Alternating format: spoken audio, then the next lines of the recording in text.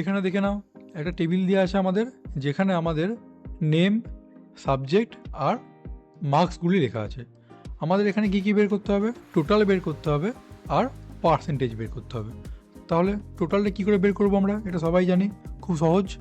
Equal to some, দেন সব সাবজেক্টের নাম্বারগুলো সিলেক্ট করে নেব, দেন ব্র্যাকেট ক্লোজ, এন্টার। দেন এটাকে আমরা নিচের দিকে ড্র্যাগ করে নেব। এরপর পার্সেন্টেজ, এটাও খুব ইজি। ইকুয়াল টু টোটালটা সিলেক্ট করে নেবো আমরা, যে নাম্বারটা আমরা যোগ করে পেয়েছি, দেন ওটাকে ডিভাইড করব। কত দিয়ে ডিভাইড করব? যত নাম্বারের এক্সাম। কত নাম্বারের এক্সাম? এখানে 1, 2, 3 তিনটে সাবজেক্ট আছে, তিনটে সাবজেক্ট মানে আমরা 300 নাম্বার এখানে লিখে নিলাম।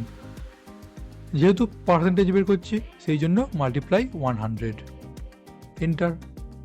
দেন এটাকে আমরা নিচের দিকে ড্র্যাগ করে দেবো, আমরা উত্তর পেয়ে গেলাম।